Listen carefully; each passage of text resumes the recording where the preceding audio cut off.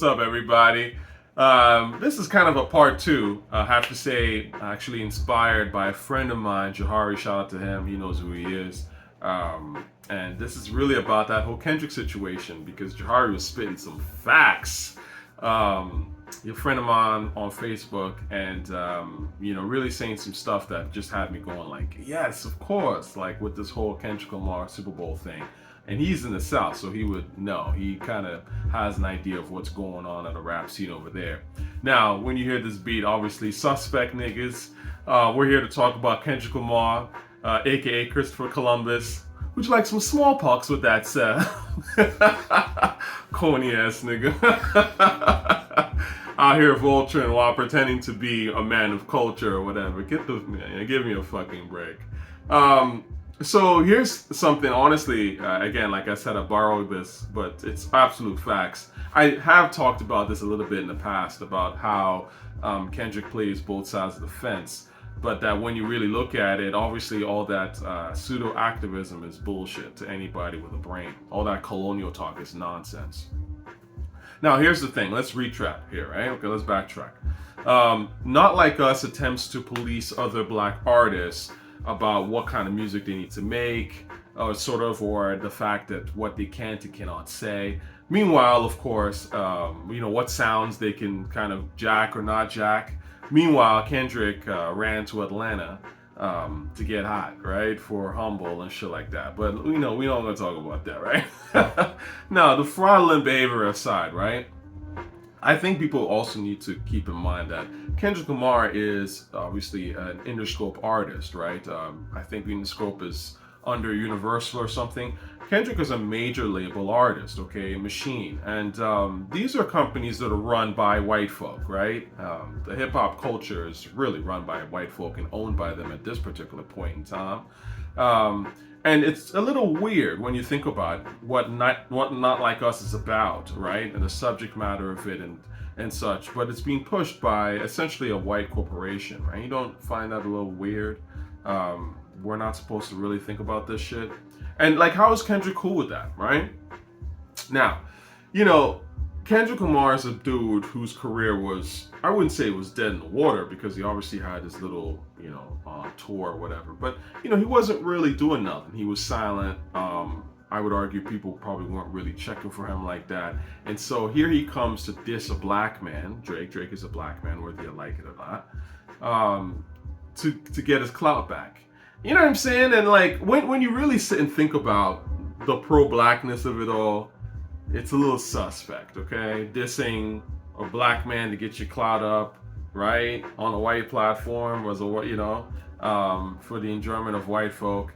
And the thing is, look, at the end of the day, Kendrick can diss, Drake. But when is he actually going to ever address white supremacy in his career? He won't. I know he won't. That's a trick question. The answer is never. He's never going to actually mention that shit. And look, here's the problem with all that, right? Not Like Us as a song was promoting a divisive idea. This idea that hip hop has boundaries, black culture has boundaries, and therefore, I'm in my region and we do our thing, and this region does their thing, and how dare you come and cross over and start taking stuff from our region.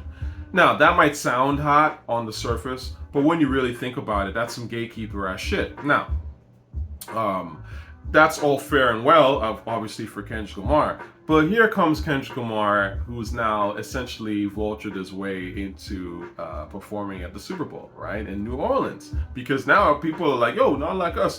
We got people thinking regional, again, contracting the hip-hop world and getting people to think small. So now everybody, not everybody, but the New Orleans artists are saying, yo, what the fuck? Like, this is us. How come you come in it? Right? See the problem with promoting divisive ideas, and now what? Kendrick Lamar is just going to be like, yeah, you know what? I should do the right thing and let, like New Orleans artists perform. No, he's not. Okay, because at the end of the day, Kendrick is out for self. Now, the thing is this: when you bring up the idea that Kendrick Lamar might have a fraudulent sort of vibe to him, someone goes, yo, you overthinking this shit. Right? Okay, But then when you bring up that the song Not Like Us is mediocre as a song, then it's like, oh, it's too deep for you. You're not thinking it. You're not thinking it through. And this is my problem with Kendrick. Is it Uchiwali or is it one mic? I mean, which you know what I'm saying? Like, but it's like he's able to crisscross between these two spaces very well to dodge criticisms of mediocre music and mediocre activism, right? Now, I think this shit doesn't really work. You know my position on Kendrick. I don't like Kendrick's music because it doesn't sound good to me, period. It's not good, right? And I've talked about this in my video. You're not the only one to think Kendrick Lamar sucks. His music has no replay value to me, and it's just not constructed very well, all things considered.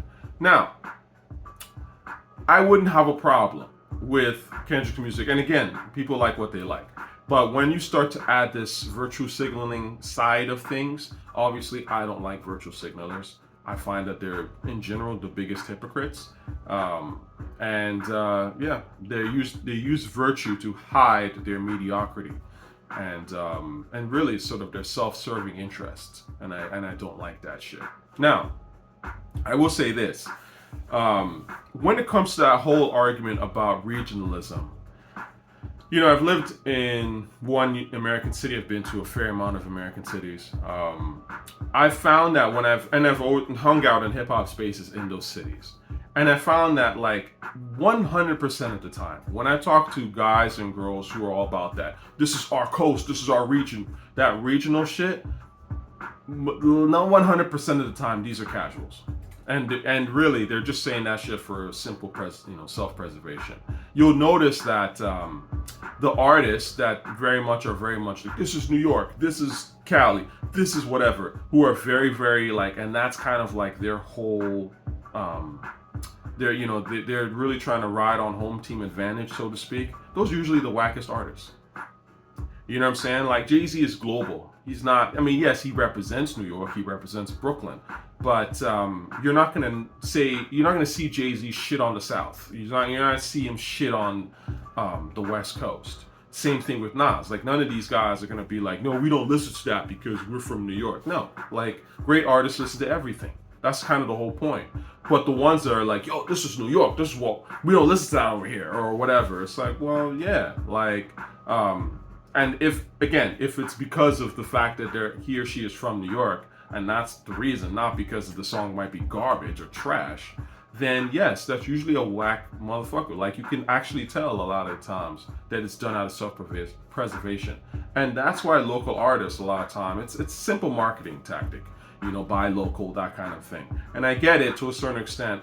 When you're coming up, you're a local artist, you kind of want that home team. But if you sit and really ride on that too tough, I think obviously you get into this myopic space of shit, and I don't like that. Look at someone like Hurricane Chris, right? I mean, Hurricane Chris is, on Vlad talking about, this is Atlanta, this is New Orleans, Ratchet City, all this shit, but it's Shreveport, whatever. But again, like, your shit is not hot, man. You're a whack rapper. Like, again, like, I'm not the kind of person that cares where a person is necessarily from in terms of the music they make, because ultimately, if your shit's really dope, it's gonna hit. And hip hop is a global art form, right? But when you start reaching so heavy into like, oh, it's just this place, it's just us, we rep this place, no one else can rep it like we rep it. It's like, well, okay, is it because you're whack and that's why you're leaning so hard on this? Now, the last point I want to make on this, and this is extremely important, is that hip hop is borderless, okay? And the truth of the matter is that this is what made hip hop so cool. This is why, as Prince of Persia, like myself or whatever you want to call it, was listening in Saudi and being like, yo, this shit rock, right? Hip hop at its core really is borderless. In fact, that's kind of the whole point. And I would argue that black people in general want to be free, and we express that in our music. And the whole point is our music evolves out of the borders that they're set in. If you look at it in pretty much any musical art form, we're always adding things and kind of evolving. That's actually what makes black art so fucking dope a lot of the times. But what's interesting? The people that put those borders on tend to be white folk, right? And you see Kendrick Lamar and his white stands want to put borders on things. They want to keep us back in the box. Again, you know, historically, borders have been constructed to keep black, like, not obviously everywhere, but when you look at, obviously, the story of Africa, Nigeria as a border was constructed, right? We didn't have no borders, right? We kind of had, obviously, people in different tribes who lived in different areas, but it wasn't until Lord Lugard and them came around, the British, and put borders and was like, this is your country, right? Sometimes through through whole villages, and just section them out. So this is now Cameroon and this is Nigeria, that kind of thing. And what I'm trying to say is that, you know, the people that get you thinking regional, that get you thinking that regional is what it is, they're probably doing white people's bidding. And I don't trust them. So that's that. At the end of the day, leave the colonial talk to men who've actually studied history, who've studied the art forms. Fall back, okay? Just enjoy your simple turn-up music, and don't try to be smart out here, because the truth of the matter is, when you start talking that regional shit, you really just show how, in a lot of ways, anti-black you really are. And that's that.